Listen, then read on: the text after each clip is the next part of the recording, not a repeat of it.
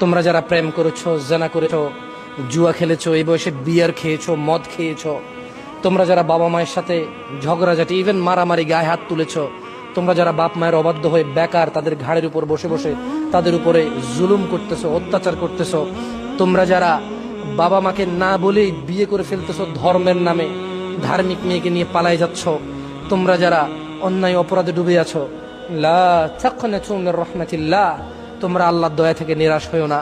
ইন্নাল্লাহা ইয়াগফিরুদ যুনুবা জামিআ, তিনি তোমাদের সমস্ত গুনাহ ক্ষমা করবেন। মনে রাখবা আমার দিনী ভাইরা, আল্লাহ সুবহানাহু ওয়া তাআলা যদি তোমাকে 5 কোটি বছর হায়াত দেয়, আর এই পৃথিবীতে যত অন্যায় অপরাধ যার নাম তুমি শুনোনি, যা তুমি কাউকে করতে দেখোনি, যার কোনো হিস্ট্রি ইতিহাস নাই অথবা ভবিষ্যতে সম্ভাবনা নাই, তোমাকে যদি এই ধরনের অন্যায় করার জ্ঞান আল্লাহ দিয়ে দেয়, তুমি যদি 5000 কোটি বছর হায়াত পাও, আর 5000 কোটি বছর পৃথিবীর যত অন্যায় আছে সমস্ত অন্যায় করো, মনে রাখবা তোমার রবের সামনে তুমি এমন কোন অন্যায় উপস্থিত করতে পারবা না যেটা তিনি ক্ষমা করতে অক্ষম, যেটা তিনি ক্ষমা করতে অক্ষম। লা তাকনাতু মির রাহমাতিল্লাহ, রবের দয়া থেকে নিরাশ হয়ো না। তুমি কি এমন অপরাধ করবা? তোমাকে আল্লাহ কতটুকু অপরাধের জ্ঞান দিয়েছে? তোমার আর আমার বর্তমান অপরাধ তো টাকা পয়সা ইনকাম নিয়ে, সুদ খাওয়া, ঘুষ খাওয়া, মারামারি করা, অবৈধ দখলদারি করা, হারাম ভাবে আয় উপার্জন করা, যে কোনো মূল্যে পয়সাওয়ালা হওয়া। তোমার আর আমার বর্তমান অপরাধ তো সালাত আদায় না করা, সালাত বিমুখী, ধর্ম বিমুখী। তোমার আমার আর অপরাধ তো জেনা, মেয়েদের সাথে ঘোরাফেরার ইচ্ছা। এই বিশেষ কয়েকটা অপরাধ ছাড়া তোমার কি অপরাধ আছে বলো, যে আল্লাহ ক্ষমা করতে পারবে না? তুমি কেন নিজেকে এত ছোট মনে করছো? তুমি কেন লজ্জা পাচ্ছ রবের সামনে আসতে?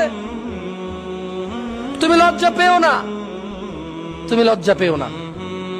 কিয়ামতের দিন তুমি জমিন থেকে আকাশ সমান যদি তোমার গুনাহ থাকে, তুমি পৃথিবীতে বেঁচে থাকা অবস্থায় তুমি যদি আল্লাহর কাছে ক্ষমার জন্য যাও, আল্লাহ জমিন থেকে আকাশ পর্যন্ত তোমার জন্য ক্ষমা নিয়ে আসবে তোমার সামনে।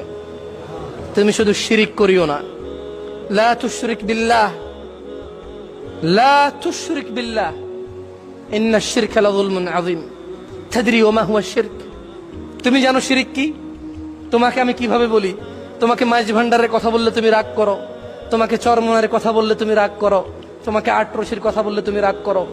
বলো তো, তোমার বউয়ের বিছানায় তোমার বউয়ের আপন মামাতো ভাই, তোমার বিয়ে হয়েছে 2 বছর না 20 বছর হয়ে গেছে, তোমার বউ আর তোমার বউয়ের মামাতো ভাই একলা বিছানায় শুয়ে আছে, তুমি সহ্য করবা?